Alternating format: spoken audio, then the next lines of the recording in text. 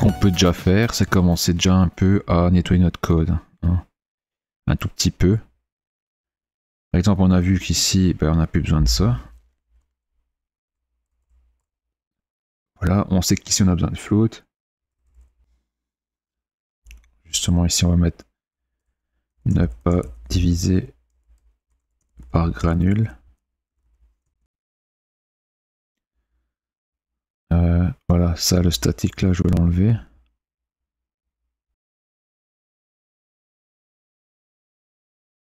Attaque la gestion du bit réservoir, oui.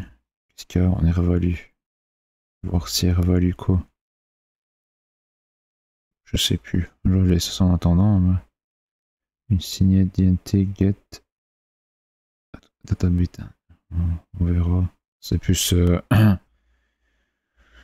truc moins important, on va dire. On va remonter ici. Ça, on va enlever. Hein. C'est vraiment affreux. Donc ça, on n'en a plus besoin.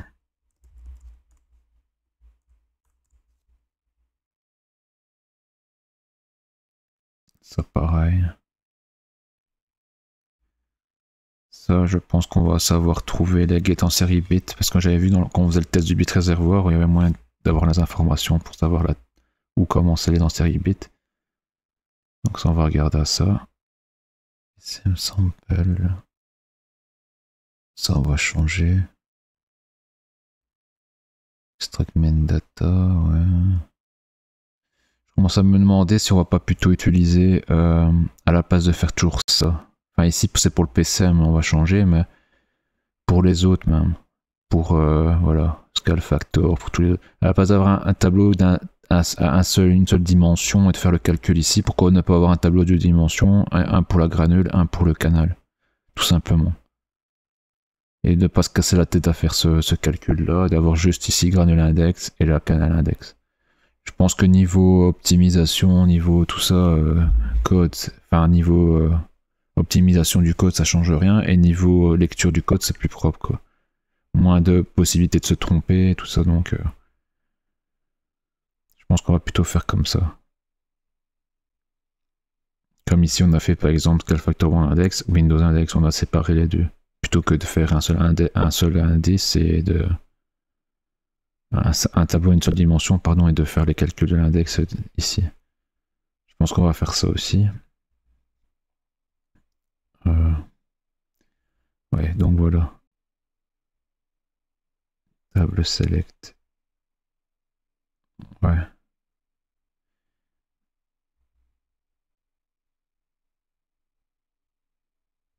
Et ça, on va enlever.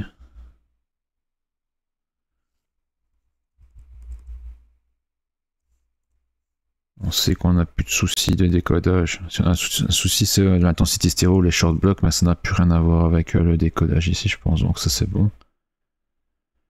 Bon, les tables de Huffman qui sont à 4 ou 14, on va couper le code. Hop, voilà. Ça, on va bien mettre la condition d'arrêt à 573, donc on va faire ça plus petit que 576 moins 3.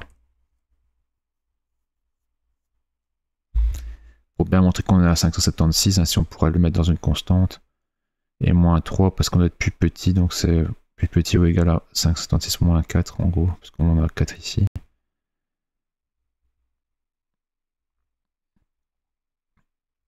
Donc le table select dans side d'information. Side d'information. Les tables. Voilà les tables ici ou les tables là.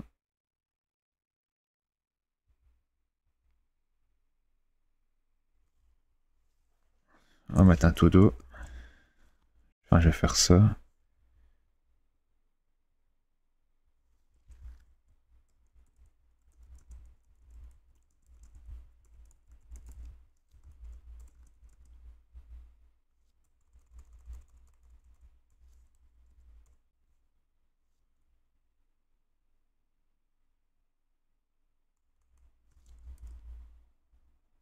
Voilà. Parce que normalement, on peut jamais utiliser cette table, on est d'accord.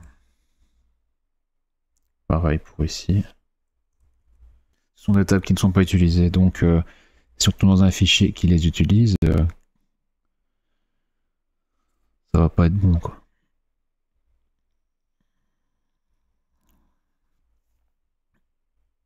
Bah ça c'est bon, c'est bien ainsi. Non, Huffman il est bon, donc c'était bien comme ça.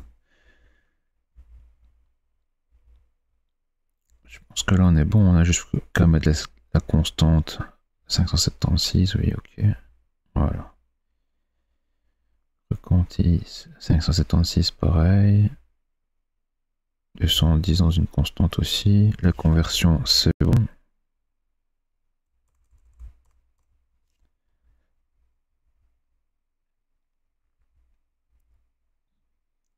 Ouais, ça on peut faire avec le tableau calculé à l'avance. Ça c'est bon. Ça on verra. C'est le block flag évidemment. Oui, ça on va réfléchir à ça aussi.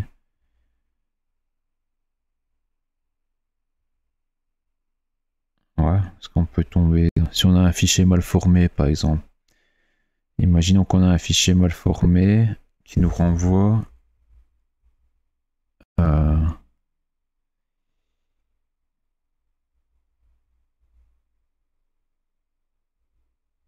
sampling rate, il peut aller jusqu'à 3, vous voyez. Sauf que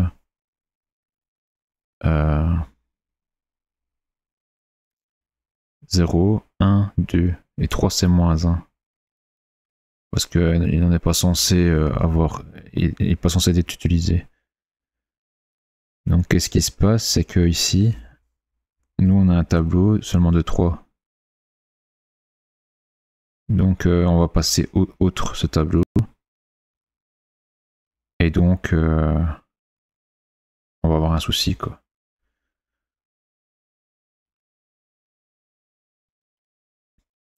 Maintenant on peut créer un tableau ici vide ou je sais pas, moi qui va de 0 à 570. Enfin, pareil pour ici, enfin on verra, on verra. Il faut commencer à réfléchir aux fichiers qui peuvent être mal formés aussi pour éviter que notre code plante. Puisque là on utilise des index pour aller dans des tableaux, mais bon voilà. Faut toujours se méfier de ce qu'on lit. Des entrées utilisateurs, donc un fichier, une entrée manuelle, tout ça. C'est ainsi qu'on a des problèmes de buffer overflow, tout ça, si on fait pas attention. Si on part du principe que le fichier est toujours bien formé, il faut partir au contraire du principe que le fichier est mal formé, donc tout vérifier.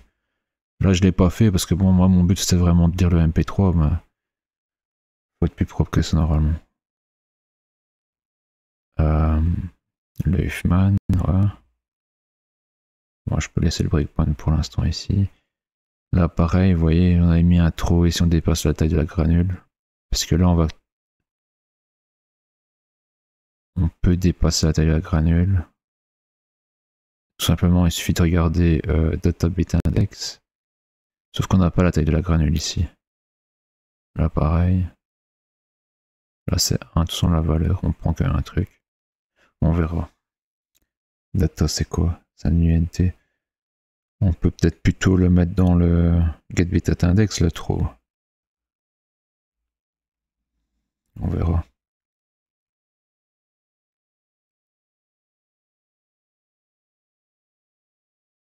Short block, 192, oui.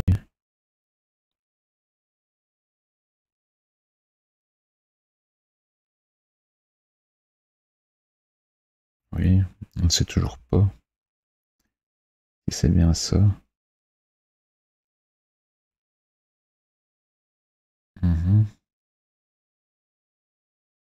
Loss réduction. Ouais, c'est pour le mix et le bloc flag qu'on n'est pas encore certain. Ouais. Renommer les index, on pourra le faire. Enfin, quoique, on peut les laisser ainsi parce que c'est vraiment les formules. C'est le nom des... dans les formules, donc c'est peut-être mieux de laisser ainsi quand même. Les constantes, ça par contre, je suis d'accord. À la place de faire ça, on peut vérifier si notre musique se joue toujours bien avec cette partie-là, plutôt donc qu'on a calculé. Ça, on pourra le faire après aussi. Le windowing avec le casse du enum, ouais, c'est un détail. Ça, c'est bon. Voilà, ça, on va devoir trouver une façon pour le passer.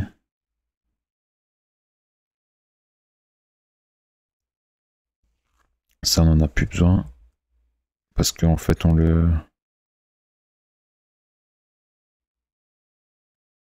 en a plus besoin.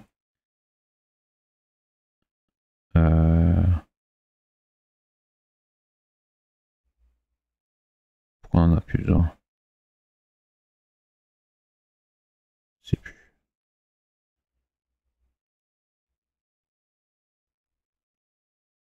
Current PCM, Windows Value, Value, Shifted Matrix. Current PCM Value. Et Subband Value. Et parce qu'on le passe ici. Est-ce qu'on a encore besoin de ça du coup? Ouais. Pour les PCM, ouais. Subband Value ici. Voilà.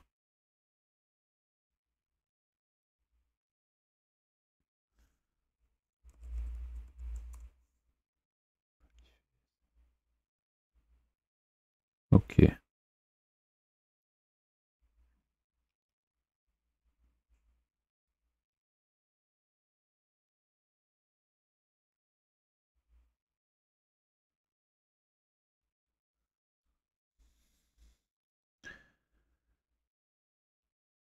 Bon. On va quitter. On va sauver. Même si je sais que normalement avec le système de version ça devrait être bon, mais bon. Par sécurité toujours. On va pêcher.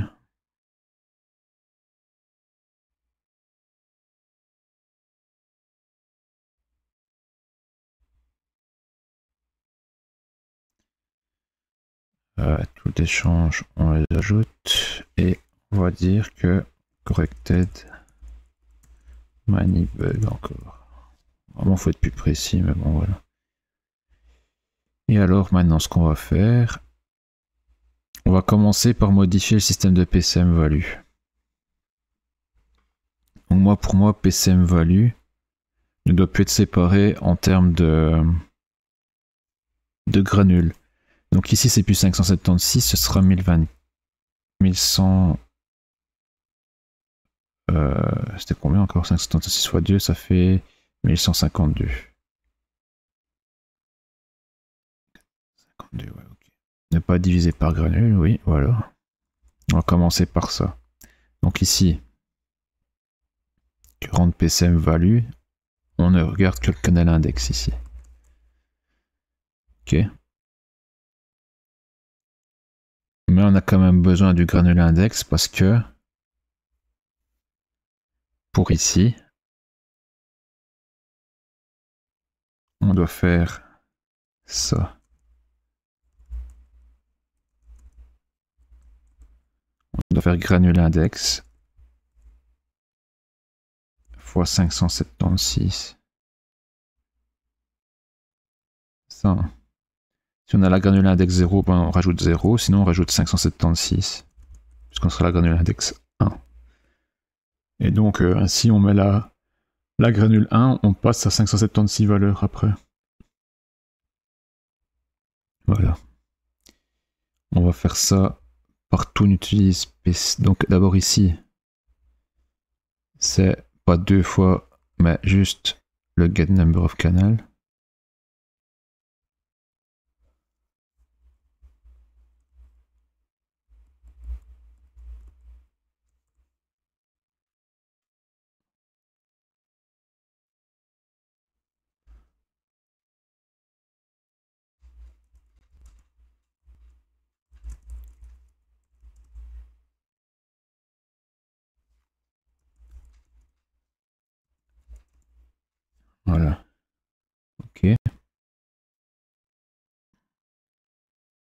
Ensuite, où est-ce qu'on l'utilise encore celui-là?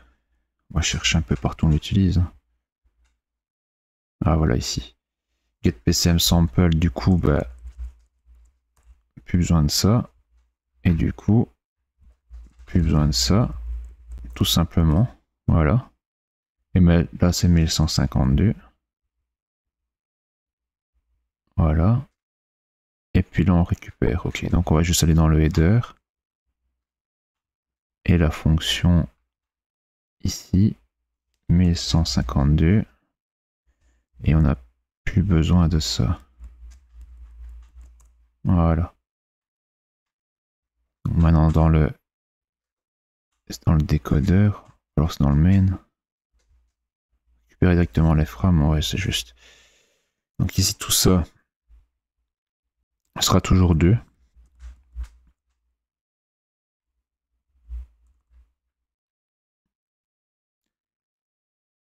Ce sera toujours i.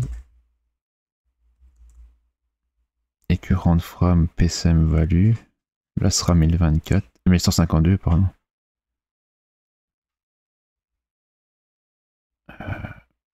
Voilà, 1152. Resize, toujours 2 ici. Enfin, ça dépend si on est en mono ou en stéréo. Là, on est en stéréo. Ok. Et donc, du coup, qu'est-ce qu'on fait? Donc, on prend les valeurs. Et puis, ici, on a 1150. Non, ici, on n'a pas besoin, pardon. On n'a plus besoin de ça. Granule index. Il n'y a plus de granule index. Canal 0. Canal 1. Current position in frame. Tout simplement. Pareil ici. C'est beaucoup plus simple le code ici.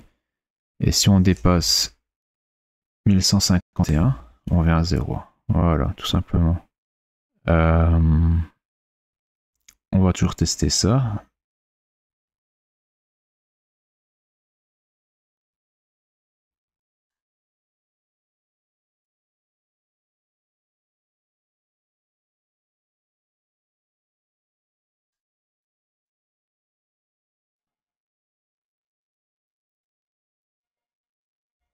Ça a l'air d'aller. Donc voilà. Ça c'est bon. On a regroupé les PCM. On les a juste séparés en canaux. Si on fait ce qu'on veut avec. Si on veut pas jouer un canal, si on veut jouer 2 fois le canal gauche, on met 0 ici. Ou inversement, 2 fois le canal droit, si on inverse les canaux, 1, 0. Enfin, on fait ce qu'on veut quoi ainsi. Quand on est en stéréo. Donc ça pour moi c'est bon.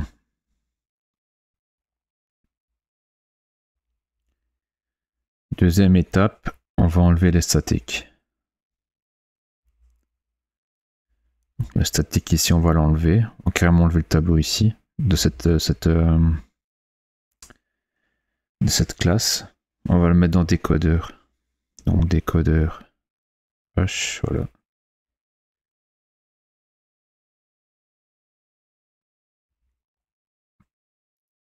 Montré, B13R.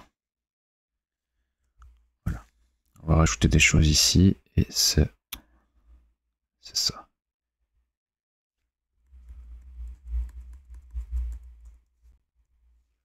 Ça on enlève. Voilà. Dans le décodeur, on a un array, un vector. Il y a juste un souci, mais qui de toute façon aurait été un souci même si je le laisse dans frame. C'est que comme je vous ai dit, une frame peut être mono et une autre frame peut être stéréo. C'est dans le header qui est défini ça, le header de la frame. Donc ici, moi, j'ai mis un vecteur parce que je redimensionne ça par rapport à si c'est mono ou stéréo. Dans la frame, ça va parce que la frame elle a son header, donc. Mais vu qu'on partage entre toutes les frames, il faut prévoir que par défaut, il y aura au moins une frame stéréo. Parce que si je mets un vecteur et qu'après je leur dimensionner parce qu'une autre frame est stéréo alors qu'au début c'était mono, ça fait un sale bordel quoi. Donc ce qu'on va faire un std array, ici plutôt. Et on va mettre du... On va présupposer que de toute façon on a du stéréo. Au maximum c'est 2 canaux quoi.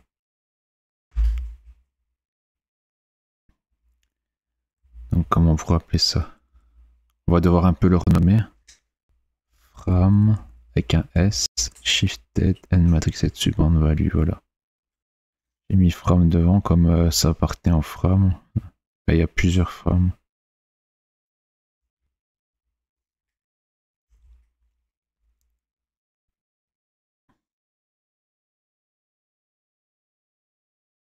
Et donc maintenant dans le header,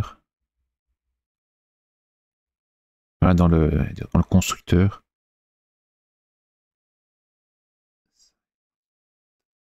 on doit lui rajouter un std vector. Ce sera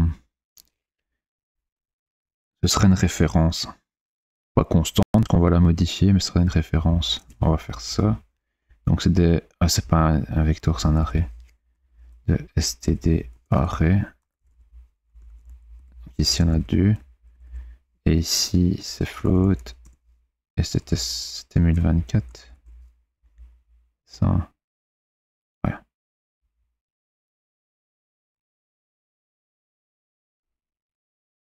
C'est une référence. Donc ici on retire. On va remettre ici juste le nom comme ça, voilà. Et donc ici std array, std array. Ça aurait peut-être même été mieux de faire un type rien que pour ça, mais bon. Float 1024 du hop. Il récupère son nom ici, je fais un et, voilà. Et alors, dans from cpp, bon ça évidemment on l'enlève.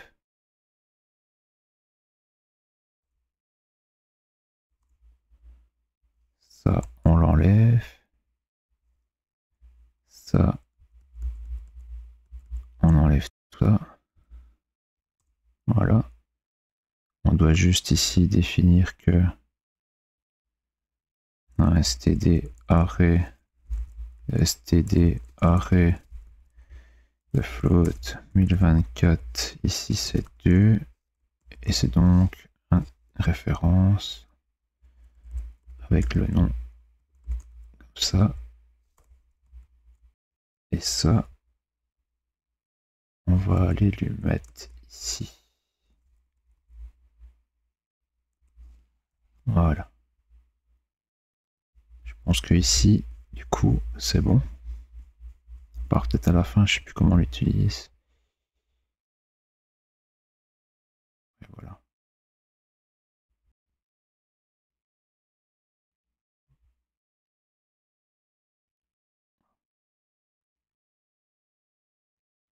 Voilà. Sans statique. C'est ce qu'on a fait. Là, c'est juste qu'on... C'est pour avoir la facilité de ne pas devoir remettre canal à index dans chaque fois qu'on l'utilise. Donc on le récupère juste celui du bon canal. Mais ça change pas. Et ici, ça change pas. Ici, c'est bon. Ok. Le décodeur, lui, là. Et il va l'initialiser.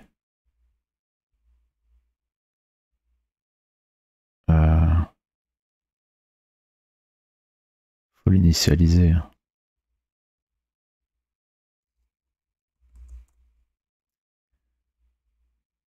Initialiser à 0. Avec le empty initializer, parce que je pense que par défaut, c'est pas ce qui est appelé. Donc si on fait from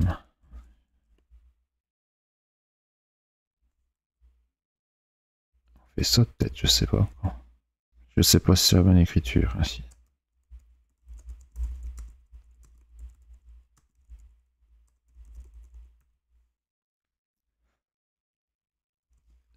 Si pas bon, c'était des fils dans le constructeur ici juste en dessous. simplement.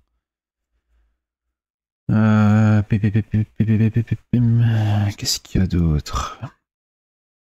Bah, il faut le passer maintenant. Lui, il va falloir le passer. À chaque fois que je crée une frame. Voilà, ici. Tout simplement.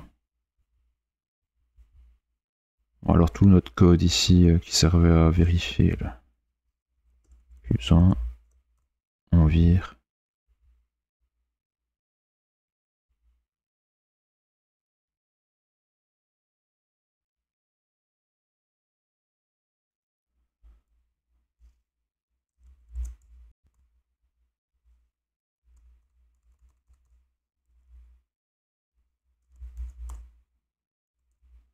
Voilà.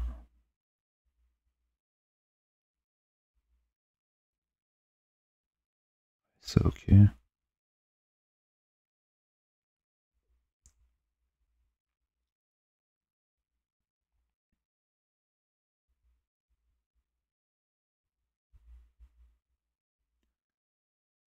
On va tester, hein. Je pense que c'est bon. Je pense.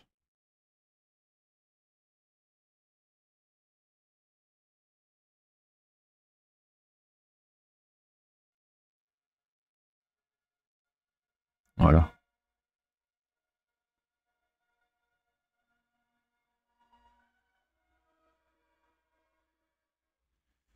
Donc notre statique est enlevé, c'est bon. Il reste un statique à retirer, c'est celui ici, voilà. Le fameux, celui d'overlapping, quoi. Donc comment on peut l'appeler?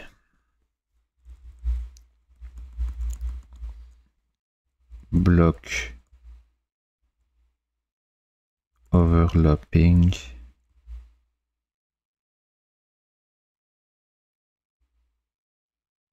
Block subband overlapping value. Voilà. Je dois l'écrire ainsi. On va faire ça. Parce qu'on va le passer ici. Donc le canal index. On peut faire aussi ça.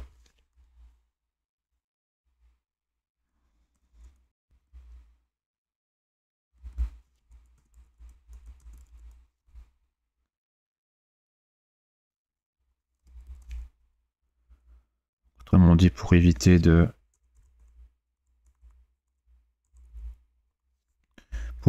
chaque fois d'avoir le canal index ici, je vais mettre je vais renommer ici ça comme ça.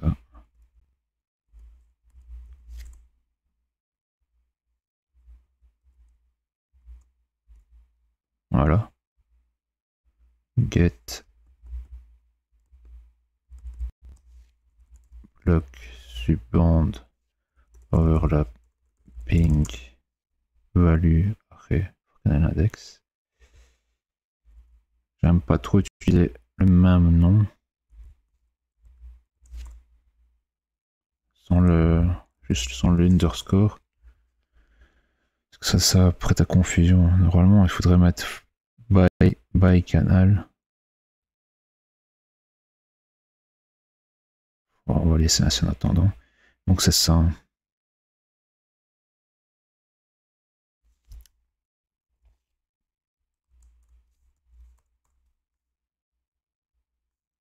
Voilà.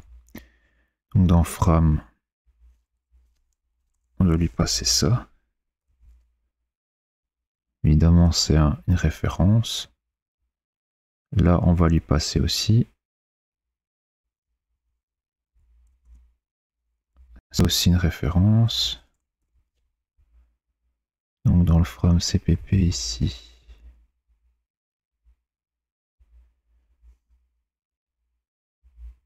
On lui passe une référence. Et ici, on bloc subband est égal à bloc subband. Voilà. Là, on est mieux. Et dans le décodeur, lui, On doit le créer. Et on va lui rajouter from. Voilà. Et dans le décodeur CPP, pareil, on va faire ça. J'ai aucune idée si c'est bien écrit ainsi. Pour l'initialiser à 0, je parle. Et ici, on doit lui rajouter ça ici. Je pense que c'est bon.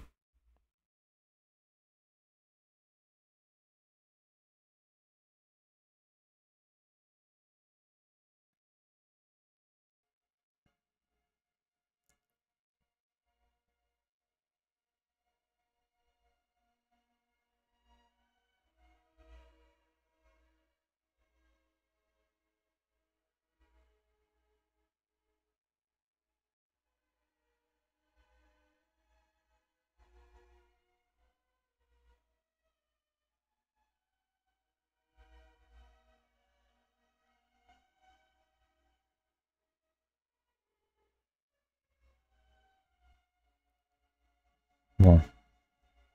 Comment ça ressemble à quelque chose.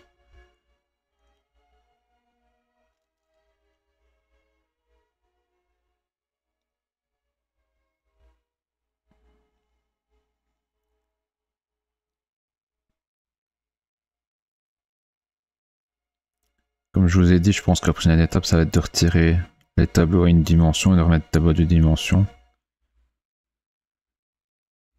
Donc autrement dit ici... Ah mais oui, c'est pour ça que j'avais fait ça. C'est pour ça que j'avais fait ainsi, c'est juste. Parce que...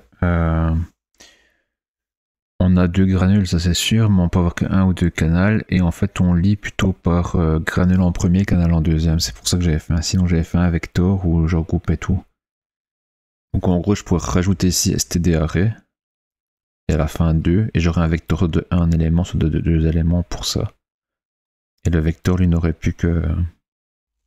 Comment? Qu'une ou deux valeurs. On peut le faire. Hein. On va le faire, on va le faire.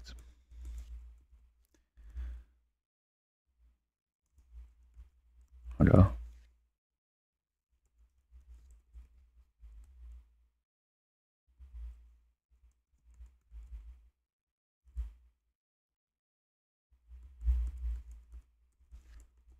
Ça a l'air un peu plus bizarre ici l'écriture, mais... pour le PCM, non, non, pour le PCM, non.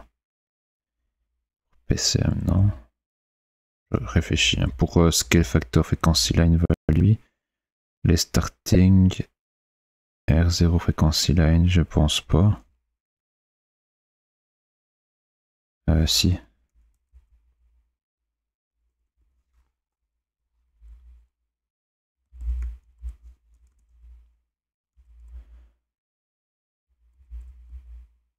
Voilà. Et donc maintenant ici, dans Fram CPP, il y aura beaucoup d'erreurs forcément. Donc, scale factor. Ouais.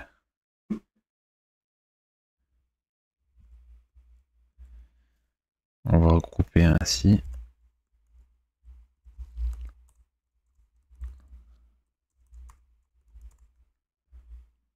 On va mettre un for ici. On va tout taper dedans.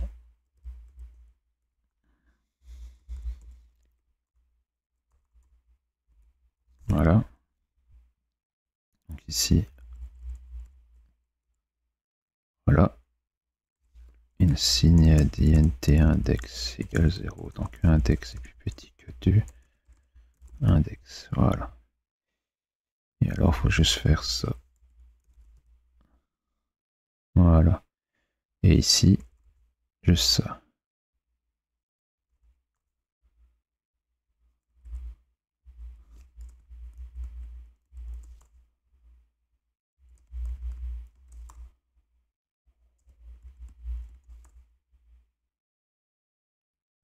Voilà.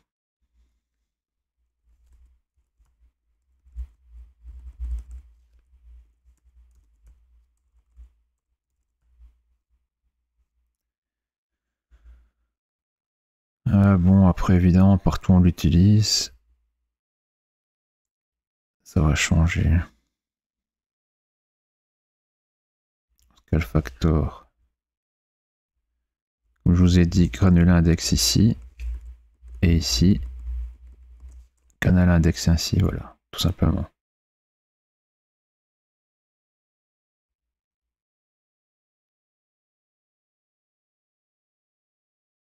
Ah oui, scale factor ici, j'ai oublié.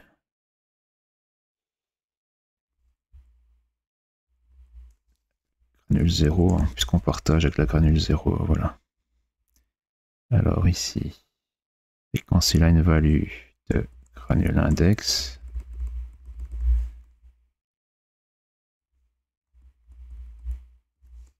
de canal index. Ah, pourquoi il me rajoute un? Voilà. Starting R0, pareil, granule index. Hop, hop. Voilà.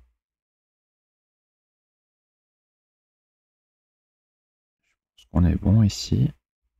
Là, pareil. Granule index.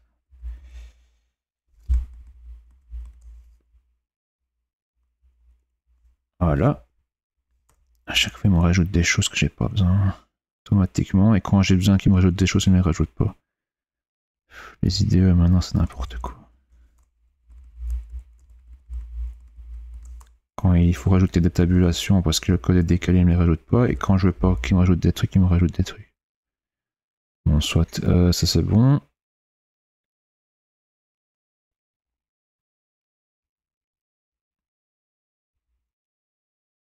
Voilà.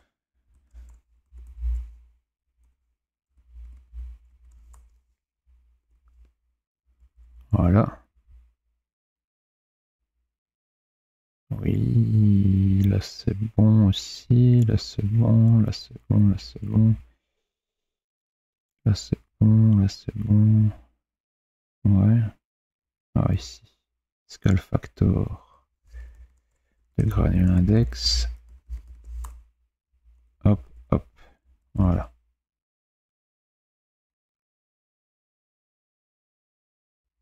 Ah, ici. Pas bon. Granule index plus 0. Donc c'est le côté gauche. Donc je vais faire juste granule index ici.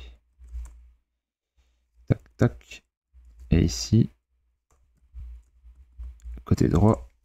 Tac, tac. Voilà. Et du coup ici. Ah non, ça c'est bon. Là, pareil.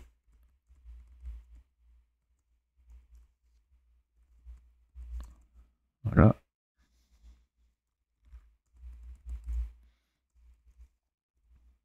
Voilà.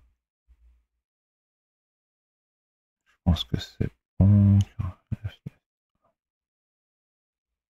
Ici. Plus 1. Right canal, ok. Donc je vais faire ça. Voilà.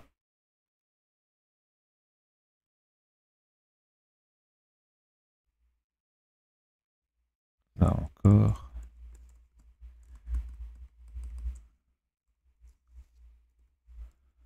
Voilà.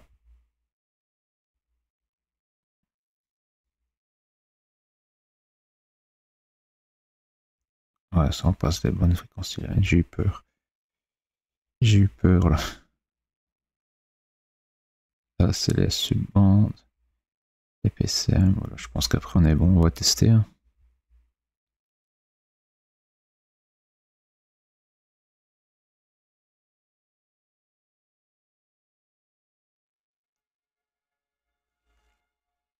Voilà. Je vais te dire que c'est un peu plus propre ainsi. Hein.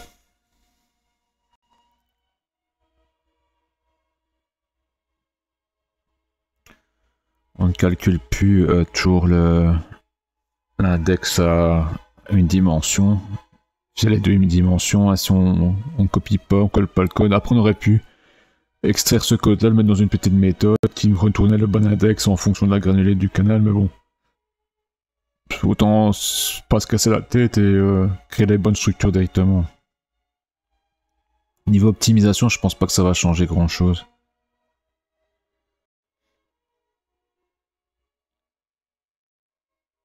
Pour le CPU cache, je pense pas que ça va jouer grand chose là-dessus. C'est toujours mieux pour le CPU cache, pour l'optimisation, on va dire, du processeur, en fonction de... Enfin, l'optimisation du processeur qui va charger dans la mémoire, pour éviter qu'il charge trop dans la mémoire, c'est ça le plus lent dans un programme actuellement. Avec les machines actuelles, c'est le chargement dans la mémoire, parce que c'est ce qui est vraiment le plus lent. Il faut beaucoup de cycles pour récupérer une valeur d'une mémoire. D'ailleurs, on récupère jamais une valeur toute seule, on récupère un bloc de valeur. Le processeur récupère un bloc de valeur et met le reste dans un cache. Parce qu'il prédit, en gros, on prévoit que si on lit une valeur à tel endroit, ben la prochaine valeur, on va la lire aussi à cet endroit-là, juste à côté, quoi. Comme si on lisait un tableau, quoi. Ou même si on lit des variables locales, elles sont stockées les unes à côté des autres, donc voilà. Et ça permet d'optimiser, parce que le cache du processeur, lui, il est beaucoup plus rapide vu qu'il est à côté. C'est une toute petite mémoire à côté du processeur, donc elle est vraiment plus rapide. Enfin, il y a plusieurs niveaux, L1, L2, L3, mais bon. Et après, il y a des algorithmes pour savoir quand les mettre dans L1, L2, L3, les retirer, les enlever, les rajouter, selon la fréquence qu'on les utilise, tout ça. Enfin, voilà, il y a des cache lines, enfin, il y a plein de trucs. Mais, en gros, le principe, c'est de dire, on ne charge que des mémoires qui sont... En fait, les mémoires qu'on va utiliser sous forme de tableau, donc qu'on utilise à la suite, eh bien, il faut qu'elles soient stockées de façon continue dans la mémoire. Ainsi, elles vont être chargées dans le cache et on va pouvoir les utiliser directement dans le cache après. Donc, à la place de faire un... Si par exemple on travaille tout le temps avec les frequency lines, mais pas avec les PCM, pas avec Sarting, tout ça, donc ça sert à rien d'avoir une structure où on mélange ça ensemble. Il vaut mieux avoir tout ça séparé, on calcule tout ça dedans, puis après, quand on aura besoin de ça, on calcule tout ça, vous voyez, plutôt que d'avoir une sorte de structure qui contient un comme ça, un comme ça, un comme ça, un comme ça, comme ça, et qu'à chaque fois, du coup, on charge toujours tout ça en mémoire, mais comme ça dépasse le cache, on va charger qu'une partie, et puis après ça, on n'en aura jamais besoin pour l'instant, donc on a pollué le cache avec des données qu'on n'a pas besoin, donc c'est mieux de séparer ainsi. Bon, ici, maintenant, pour le fait que ce soit un array et un vecteur, ou plutôt un vecteur tout court, je vois pas trop, je pense pas que ça va changer grand-chose à ce niveau-là. Plus le vecteur, lui, c'est une mémoire dynamique. Et un array, c'est plus une mémoire, on va dire, contiguë statique. Mais là, c'est dynamique qui va charger, parce qu'on peut changer la taille. Donc, il va aller faire une allocation new delete avec les crochets, là. Mais bon, voilà. On s'occupe pas de ça. Je pense que c'est bon ainsi. On va pas se casser la tête avec une optimisation à ce point-là. Au moins notre code il est plus propre comme ça. Bon. Juste ici, oui. Les deux sur une structure et avoir un std vecteur structure. C'est justement ce que je viens de dire. Il vaut mieux éviter d'avoir des structures. Parce qu'on utilise, dans notre code, on a regardé, on utilise vraiment souvent frequency line, on calcule, on fait des modifications. D'abord, on le charge, tous les scale factors, donc on utilise que scale factor, puis on charge tous les frequency line, on ne charge que les frequency line, puis on fait un requanti sur les frequency line, on n'utilise que les frequency line et les scale factor, mais bon, là, pas le choix, on utilise les deux. Puis ça, on le calcule aussi pendant notre décodage de Huffman. Puis ça, c'est ce qu'on reçoit, donc ça, on s'en fout, ça part. Et les PCM, on les calcule à la fin, donc aussi toutes seules, par rapport à ces valeurs-là. Donc il ne faut pas regrouper en structure. Donc ça, on peut l'enlever aussi. Je regarde que j'ai mis un underscore à tous les noms, voilà, ok. On commence à être bon. On a des consts partout où on peut les mettre. Process-state, on peut pas, ouais, tout ça on peut pas. Get, oui, Decode Huffman code, je pense pas qu'on peut parce que. Quoique, Decode Huffman code. Ah oui, parce qu'il y a databit index qu'on modifie, oui. Donc on peut pas le mettre const. Lui du coup, lui non plus on peut pas parce qu'on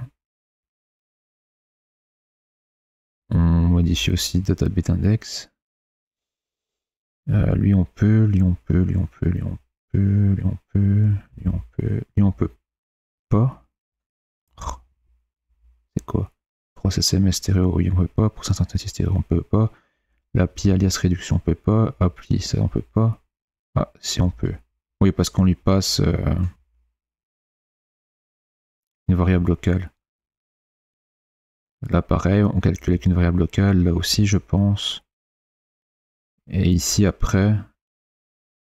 Ici, on modifie ces valeurs-là qui ne sont pas des variables locales, mais ce ne sont pas des variables à nous, ce sont des références sur les variables d'ici, enfin les membres ici. Donc on peut laisser const. Parce que notre objet en lui-même ne va pas être modifié. Les références ne changent pas. C'est la valeur qu'il y a dans les références qui change, mais on ne tient pas ces objets-là, nous. C'est le décodeur qui les tient. Donc on peut laisser const pour windowing, pour overlapping, pour compensation, pour fréquence inversion. Ah, ça je suis pas sûr par contre. Ah si, c'est toujours dans le petit subband de la variable locale, on peut. Et le polyface filter bank, lui on peut pas. Parce que là allez, les PCM, on modifie les PCM. Voilà, je pense que là tout est bon.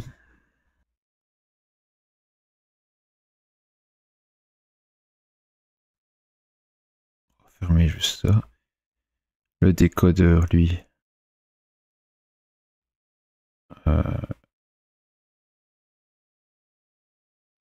Ouais, quand les bits réservoirs, on peut peut-être améliorer un petit peu. Ça, on pourrait peut-être améliorer un petit peu, parce qu'on a fait des copier-coller, je me souviens, pour récupérer la taille, tout ça. Le nombre de frames et tout. On s'était toujours posé la question, est-ce que l'input stream serait pas mieux de le stocker dans le décodeur que de l'avoir à part ici. Après on peut, parce que chaque fois de toute façon on reset le stream. Je suis même pas sûr qu'on devrait le mettre là. Mais pareil, parce que là on le change.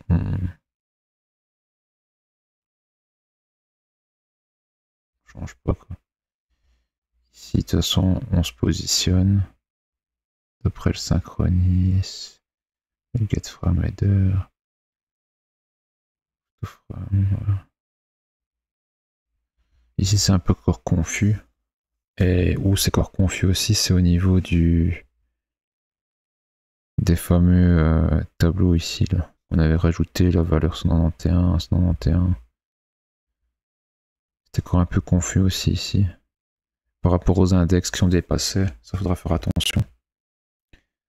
Voilà. Mais sinon, c'est déjà pas mal ici. Hein.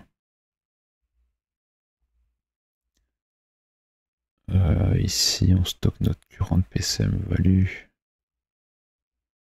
Position in frame.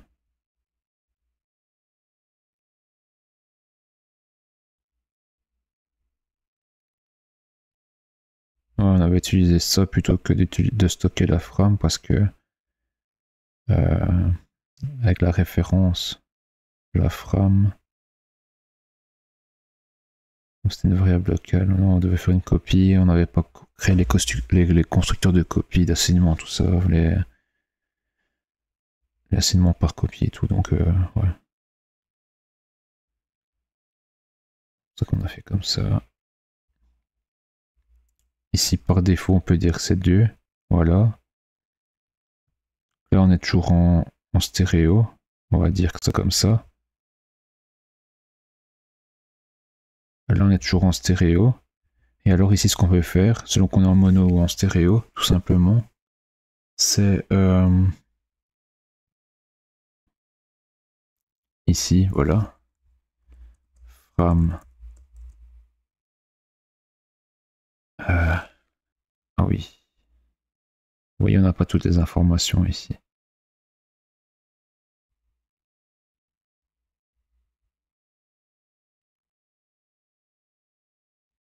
Parce que j'aimerais bien avoir le nombre de canaux, quoi. Le nombre de canaux, c'est dans le header. Alors, est-ce qu'on fait un get header pour récupérer le header en const référence? Est-ce qu'on fait un get number of canal ici qui fait le pont sur le header, sur la méthode du header? En général, c'est plus préférable de faire ça. Parce qu'en fait, quand on retourne un membre ici qui serait un header, on appelle ça le chaînage des méthodes. En gros, c'est pas bon de faire ça. Faut éviter. Niveau concept design, niveau design des classes, c'est mieux de pas faire comme ça. C'est mieux d'avoir directement une méthode ici qui nous retourne le number of canal et de faire le passage, l'appel de la méthode à l'intérieur ici. Bon, après, le problème, c'est que si on veut avoir toutes les informations ici, il faut recopier tout ça ici, le mettre dans le décodeur, dans le fram, et faire des appels pour le header. Donc, parce qu'il y a des informations intéressantes ici. Hein. Le frame size, peut-être pas, pour nous, le frame length non plus, le CRC size, pas, non, ça a des informations size, data size. Mais ça oui, ça oui, ça oui. Ça, on peut aussi. C'est protect, peut-être ça oui, ça oui, ça oui. Vous savez quoi, on va faire ça. On va faire, on va tout copier. Mais on va pas tout mettre.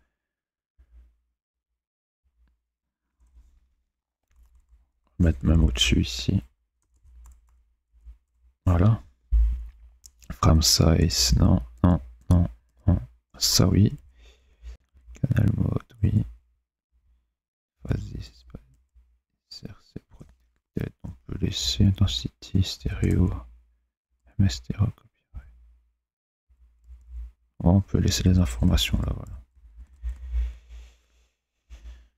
Et donc forcément ici, bah, on va devoir les rajouter dans Fram. Hein. C'est ça le problème. Bah, c'est préférable de faire ainsi que de retourner le header quand même. Même en const référence. Voilà.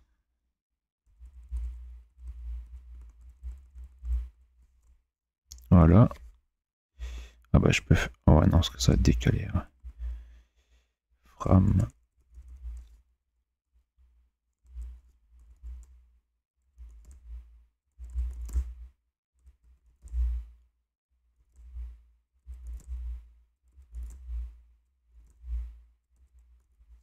Et alors ici, hop, retourne header get number of canal, tout simplement.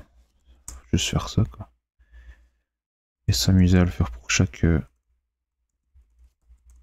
classe, chaque méthode.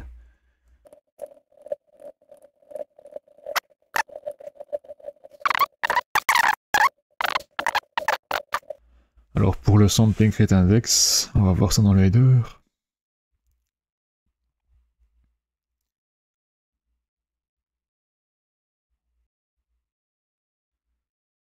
Incident sampling rate. On va retourner get sampling rate et ce sera dans donc data sampling. Ah mais il faut header peut-être ici.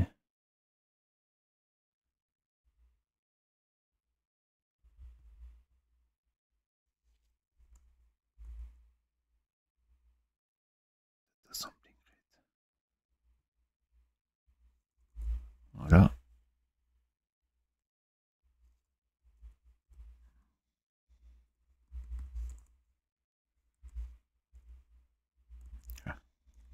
Donc pas oublier ici. C'est quoi le problème? Ah ouais, parce que je suis... Voilà. Toujours faire attention au...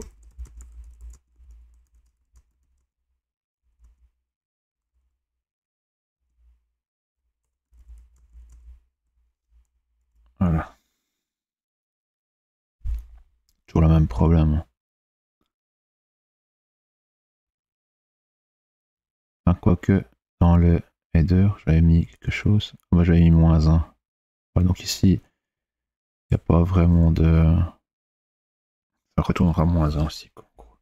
Donc voilà. Et donc ici, maintenant, je peux mettre un frame get number of canal. Voilà. Ok. Et ici, fort.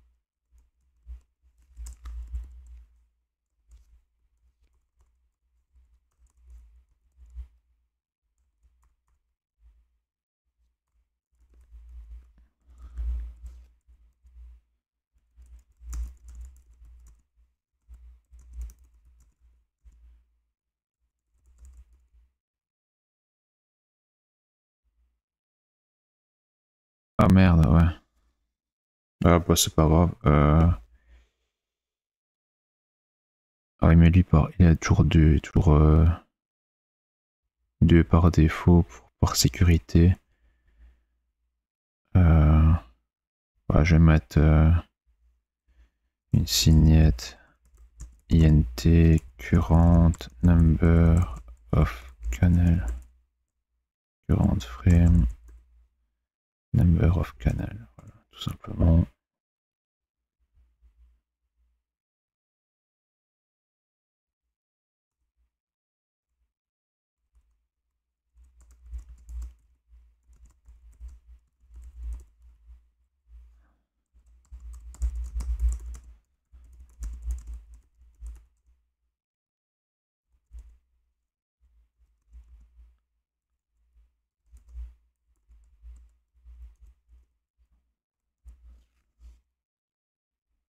Je peux le mettre même ici maintenant du coup pour le rappeler et ici.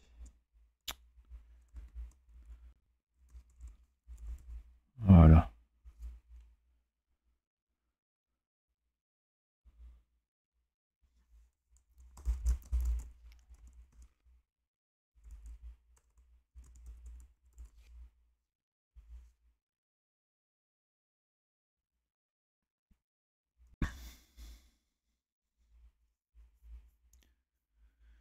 On en copie plusieurs si c'est en stéréo, une si c'est en mono.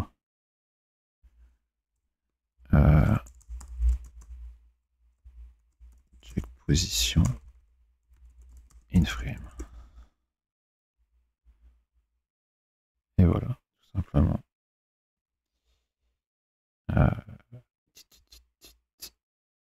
Ça n'a plus besoin de tout ça.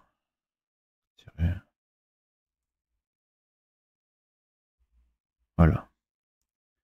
Logiquement, ici, maintenant, on peut mettre du mono, du stéréo. Change rien. Ah non!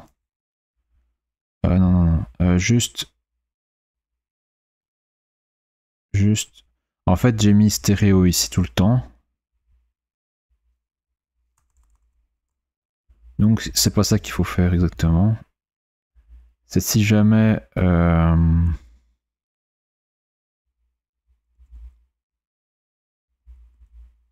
Je vais faire ça. Ah, c'est pas vraiment ça qu'il faut faire. Et fois out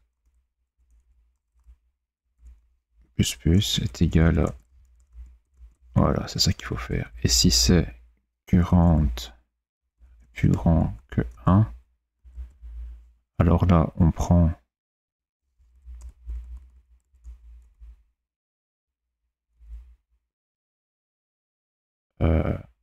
ici. Ah bah on peut faire ça, attendez. Encore mieux. Voilà. Et alors ici, c'est current number of canal moins 1, tout simplement. Si on a un seul canal, on fait moins 1, ça fait 0, donc on recopie la valeur droite dans la valeur gauche, parce qu'on n'a qu'un seul canal. Si on a deux canaux, on va chercher l'index 1, et donc on prend bien la valeur stéréo. Donc normalement, juste en faisant ça, c'est bon. On va voir.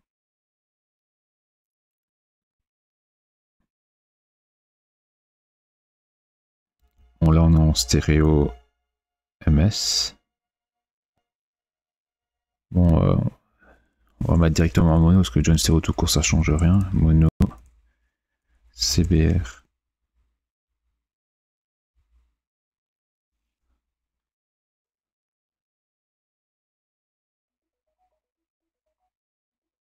Évidemment, je me suis trompé de fichier. Ah bon, on entend bien que ça va bien.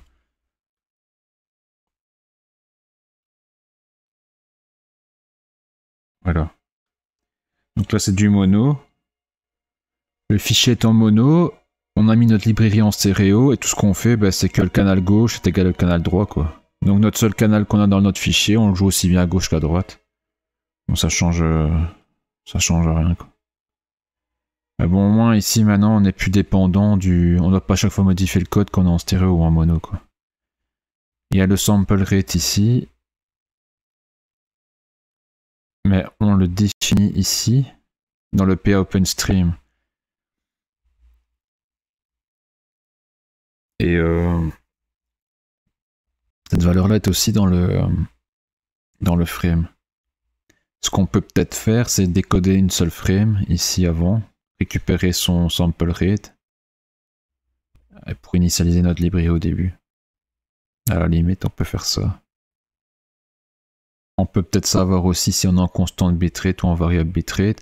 En fait, on devrait parcourir toutes les frames, et on enregistrerait le bitrate courant de la frame, et après on passe à la frame suivante. Si on n'a plus le même bitrate, eh bien on est en variable bitrate, on a le même, on est toujours en constante bitrate, et on fait ça pour toutes les frames jusqu'à la fin, et si à la fin on a toujours eu la même valeur, eh bien on est en constante bitrate de autant de bitrate, le bitrate qu'on a. Sinon on a en variable bitrate, ben on a en variable bitrate, quoi, donc ça dépend de la frame. Mais cette information-là, on pourrait la savoir aussi en parcourant donc toutes les frames. Donc dans décodeur ici, je pense qu'ici il faudrait une méthode pour parcourir toutes les frames, plutôt que de recopier bêtement ici. Vous voyez, isValid format, comment on sait, on parcourt les frames jusqu'à le nombre de fois ici, et on vérifie qu'elles sont correctes. Ici, pour get number of frame, on parcourt toutes les frames, et on incrémente un compteur. Donc on pourrait avoir une sorte de... d'ici browse, décodeur browse, comment, frame, avec une lambda à passer, une méthode, enfin une fonction, tout ça. Et donc la fonction, tout simplement ici, ben, ça serait ce qui calculerait le nombre de frames valides pour savoir si on est dans un valide format, soit le nombre de frames. Et alors évidemment cette méthode retournerait un bool, true si on continue d'itérer, false si on arrête d'itérer, parce qu'ici on arrête d'itérer après le nombre de frames, tandis qu'ici on les fait toutes. Donc il faudrait un bool sur le lambda. Et alors du coup on pourrait avoir une troisième méthode ici, enfin une troisième lambda, et ce serait pour savoir si on est en constante bitrate, en variable bitrate, on reparcourrait toutes les frames et on regarderait. Ça on peut le faire. Je vais le noter. On va pas le faire tout de suite. Plutôt avoir un browse frame avec une lambda, méthode, fonction, tout ce que vous voulez, functor,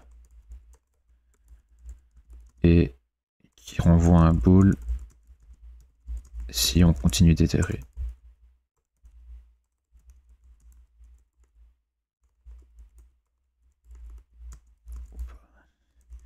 Avoir une méthode isCBR, isVBR, qui regarde si toutes les frames ont le même bitrate ou pas. Voilà. Et alors, on pourrait faire la même chose avec le sampling rate. Savoir si toutes les variables ont le même... toutes les frames ont le même sampling rate ou pas.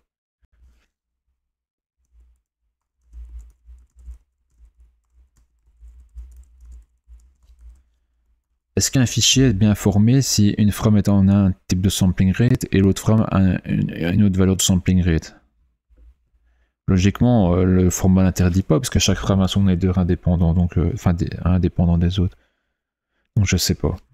Bah, ça me semble bizarre. Par exemple, une frame est stéréo, une autre frame est mono. Et inversement. Mais il ne faut pas oublier qu'on partage des informations entre les frames, les fameuses valeurs statiques, là, les variables statiques qu'on passe ici. Qu'on était en statique, qu'on a passé maintenant dans par le décodeur. Elles dépendent des autres frames d'avant, donc ça me semble bizarre qu'on puisse changer ainsi le format d'une frame. Mais bon, soit. On va laisser ainsi pour l'instant. On continuera après.